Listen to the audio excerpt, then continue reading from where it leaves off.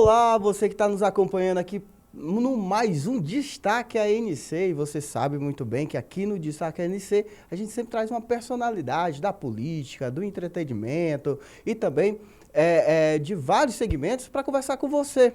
E hoje aqui comigo estou trazendo a prefeita de Santa Quitéria, a Lígia Protásio. Olha aqui, a nossa prefeita de Santa Quitéria.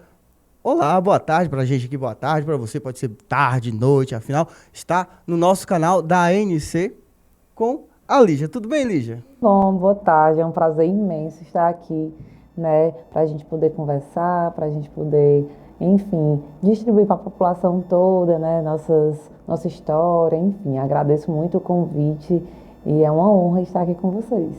Lígia, a nível de conhecimento das pessoas aí de todo o Ceará, você não foi nomeada prefeita de um jeito, a gente estava até conversando aqui, a palavra que a gente usou, convencional, né? Teve uma história e tudo, um afastamento, você se elegeu, foi candidata a vice, não é isso? Na chapa com o prefeito, Prefeito Braga. o Braguinha, né? Que chama Braguinha por lá, né? Aí o Ministério Público teve agora há pouco, em abril, não é isso? Com a Pro? A Procap. Com a Procap. E aí ele fez, no caso foi investigação, ele pegou 180 dias, não é isso? De afastamento, que são os 180 dias que você está assumindo.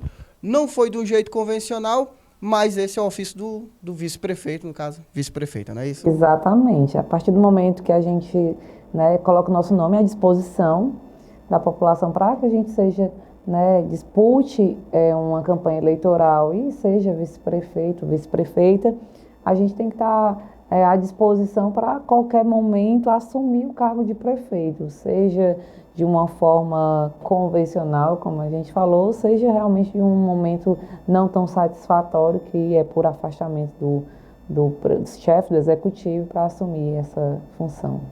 Hoje completa 45 dias da sua gestão, vamos dizer assim, né? Na frente da Prefeitura de Santa Quitéria. E quando isso acontece, inevitavelmente, no caso do afastamento de um prefeito por investigação, por algum crime cometido, logicamente que se espera toda uma investigação e também a justiça, mas quando isso acontece, inevitavelmente a população ela fica desconfiada do gestor público, ela fica desconfiada da máquina pública. Você à frente agora com 45 dias de gestão. O que a prefeitura, a prefeita também, está fazendo juntamente com a sua equipe para que essa desconfiança passe suas ações, seus projetos, para cada dia o povo de Santa Quitéria ficar mais tranquila com essa nova gestão? Bom, acredito.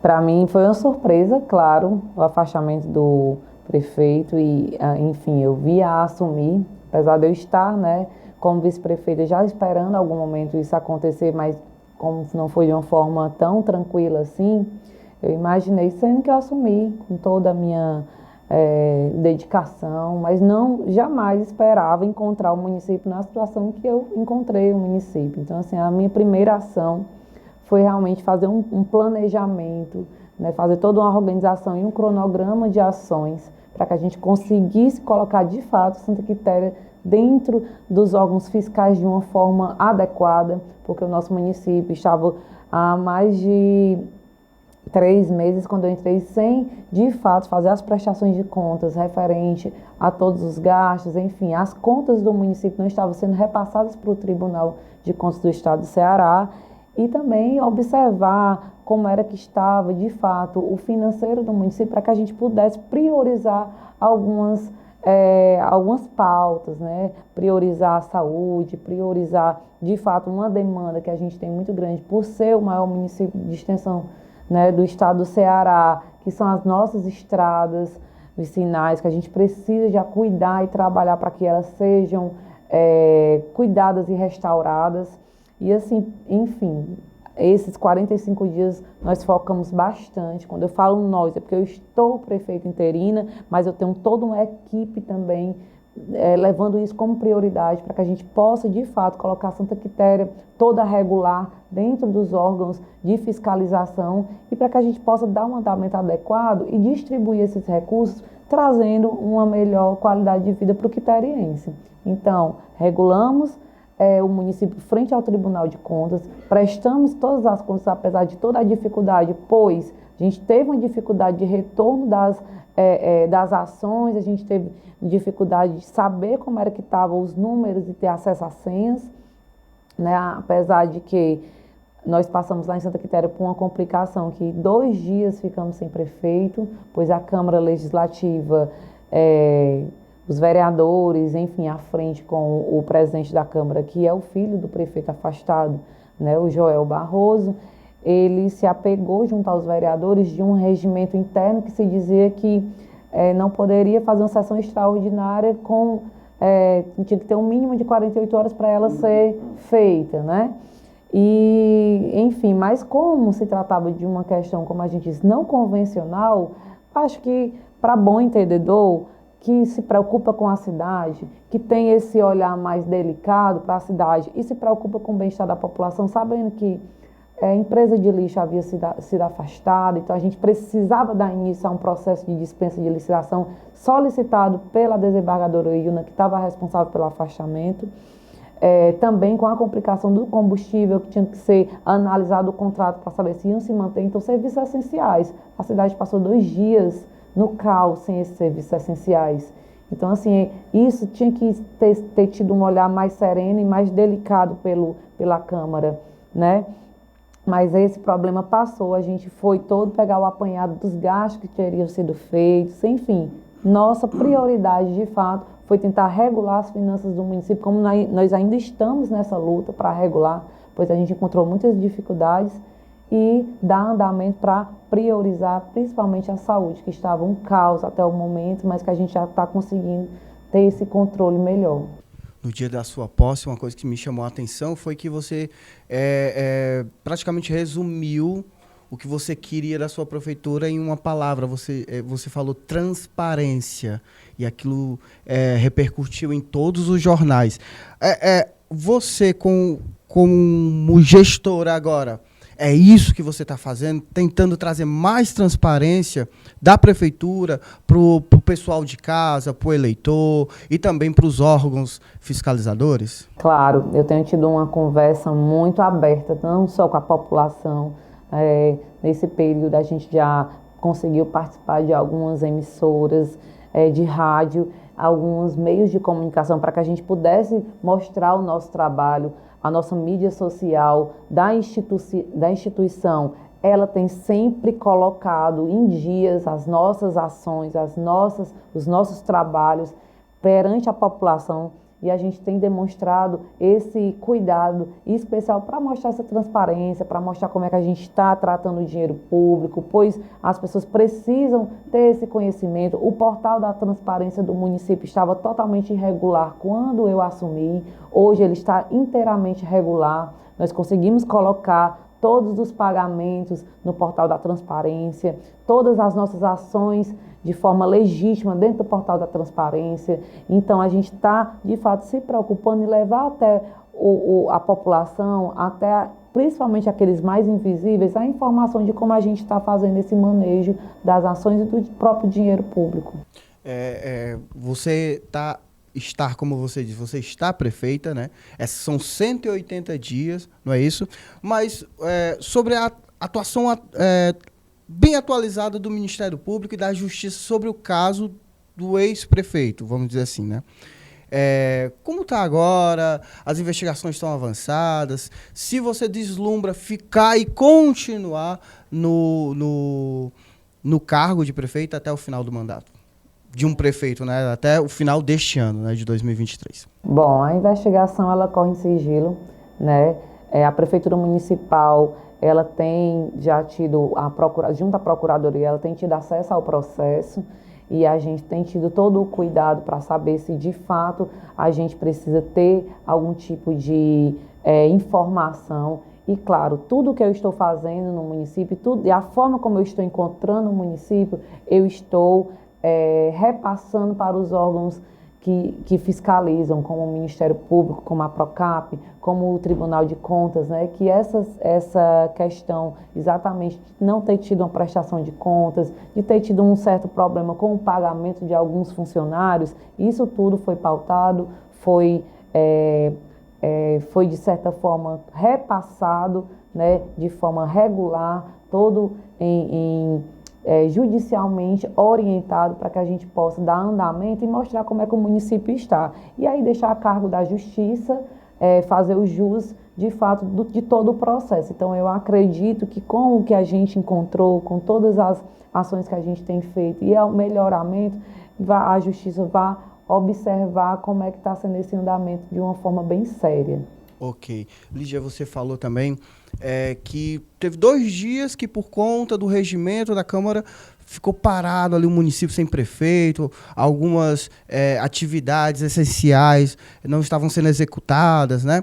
Teve recentemente uma problemática também com a saúde, não é isso? Com o Instituto Compartilhar. Tudo isso foi resolvido? Como é que está na questão da saúde, essa secretaria tão importante, essa pasta tão importante? Olha, apesar de eu falar que passaram 2 dias sem prefeito, um fato muito intrigante que aconteceu lá em Santa Quitéria foi que, apesar de estar 2 dias sem prefeito, saíram dos cofres públicos para pagamentos de algumas empresas, inclusive assessorias, que não deveria ter sido feito, nem ter sido repassado, já que estava sem o chefe do executivo, 1.400.000 dos cofres públicos para pagamentos de coisas não essenciais, né? E isso nos deixou numa situação e numa pendência muito grande financeira, até para fechar a folha de pagamento, que seria no dia 30 de abril, né?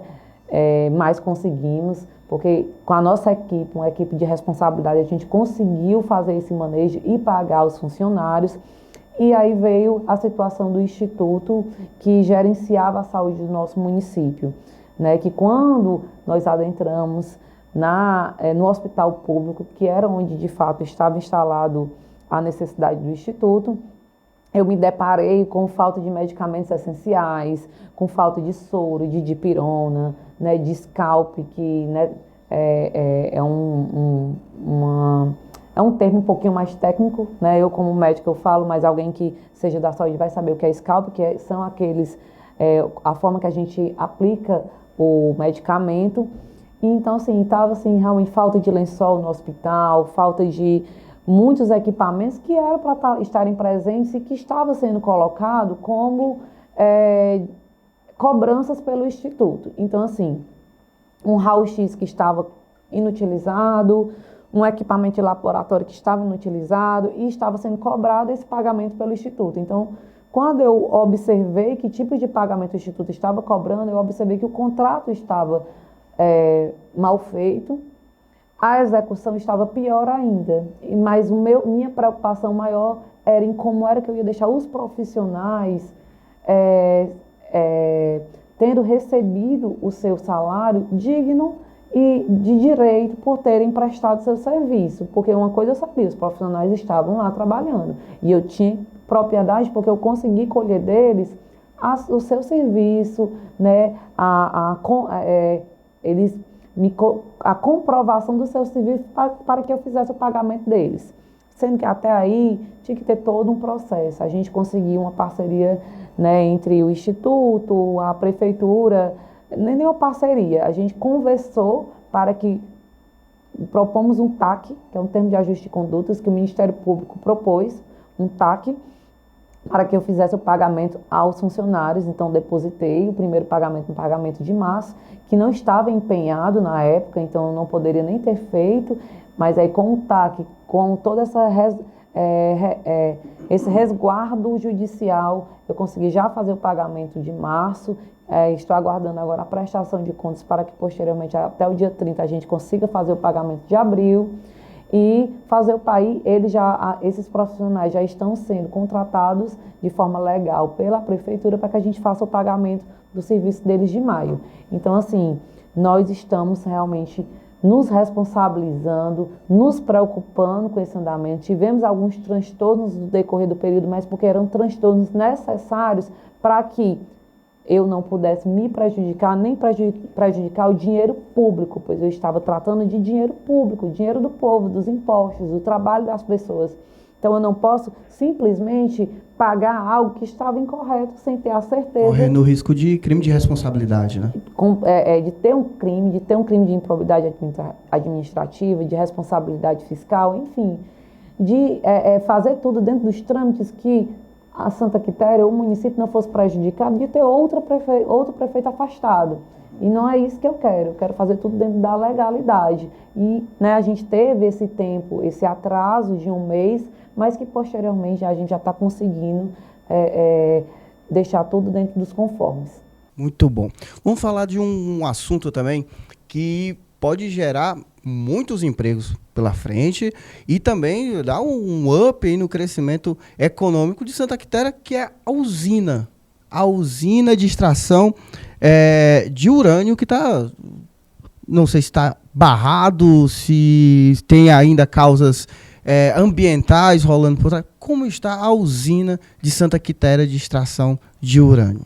Bom, eu tenho conversado, tanto com o lado que apoia esse tipo de extração, que na verdade lá a gente tem conversado muito devido à extração do fosfato, que é o maior produto que será extraído, para saber de que fato seria esse benefício e de qual seria o malefício. Então eu tenho ouvido todos os lados, a minha postura, eu sempre conversei com os meios de comunicação e eu deixo sempre aberta a conversa de todos os lados, porque eu não quero fazer nada para que prejudique a população, mas que ao mesmo tempo também barre o crescimento do município.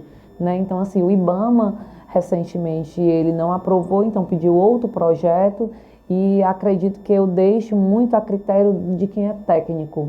Quem for técnico tem o direito de mostrar se é a favor, se não é a favor, A população também tem que ter a sua voz para saber se eles querem de fato que isso aconteça.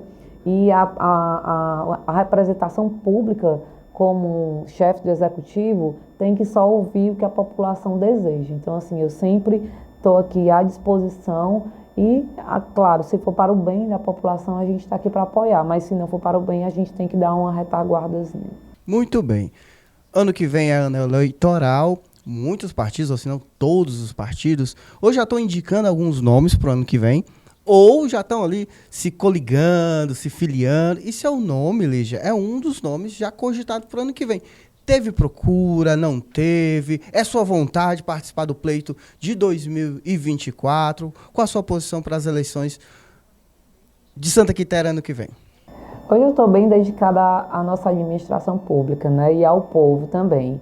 E, claro, aberta à conversa com todos os líderes políticos, porque o povo é que vai dizer se a gente vai poder, de fato, concorrer, à reeleição ou, enfim, à eleição. A gente está aí nos 180 dias, não sabe como é que vai ser. Mas eu estou aberta à conversa, eu tenho conversado com muitos líderes políticos da região, a gente tem ouvido propostas, ouvido incentivos e também ouvido algumas pessoas que têm interesse também de participar, de serem candidatos, para que a gente possa, de fato, unir forças para o melhor de Santa Quitéria. Então, assim, se for da vontade do povo, nós seremos candidatos. Se for da vontade de Deus, também seremos candidatos. Mas a gente quer construir isso junto ao povo e junto às nossas lideranças políticas. Lígia, para finalizar, eu queria que você falasse com todas as mulheres nesse momento que estão nos assistindo, que estão no YouTube nos vendo. Você como mulher, médica, assumindo um cargo que, historicamente, é um cargo ocupado por homens, Por que será que menos mulheres ainda estão querendo se candidatar, ir para a política? Porque ainda é um número muito pequeno do acesso das mulheres à política, Lígia. Assim, a política é um ambiente bem machista. Um ambiente que a gente tem uma dificuldade imensa de adentrar, exatamente porque às vezes eles utilizam a gente para ganhar voto, mas quando é de fato que a gente adentra naquele local, nós não temos voz, nós não temos vez, a gente acaba sendo reprimida de alguma forma, mas a gente precisa estar dentro, porque tudo para a mulher é política.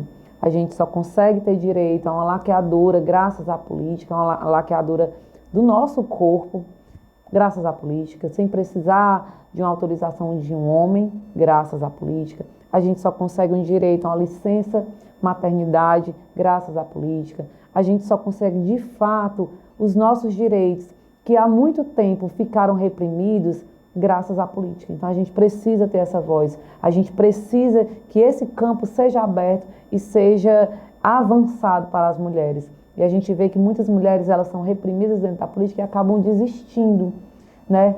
Mas, com a política, nós vamos conseguir, de fato, esse espaço e conseguir os nossos direitos. Porque nada melhor do que uma mulher para lutar pelo direito dela, para dar voz às necessidades das mulheres. Então, a gente está aí sempre à disposição de conversar com as outras mulheres e mostrar como a política é necessária e é fundamental para que a gente consiga resguardar os nossos direitos, adquirir os nossos direitos. Não só resguardar, mas também adquirir.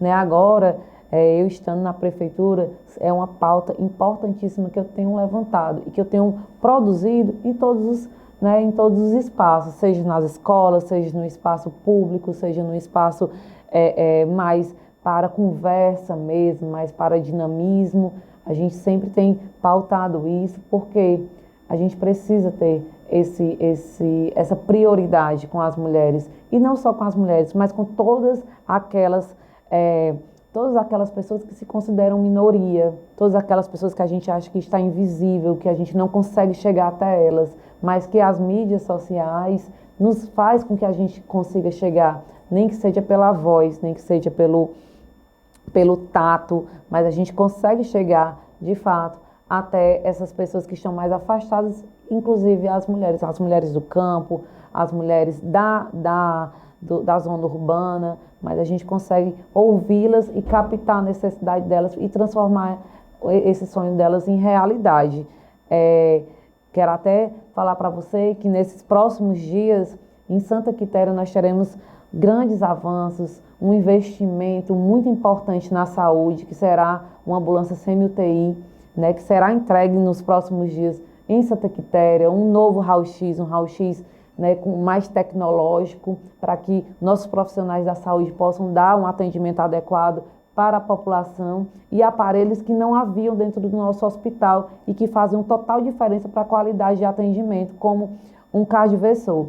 A gente sempre se disponibiliza a sentar e a conversar com o profissional e com o paciente para saber qual a real necessidade do nosso município. Então, está chegando aí também mais 300 lençóis, porque o nosso hospital foi entregue sem lençóis, e a gente está trabalhando e investindo e resguardando o nosso financeiro do município para que a gente tome como prioridade a saúde e dar um atendimento adequado para a população quiterense que tem sofrido muito nesse período.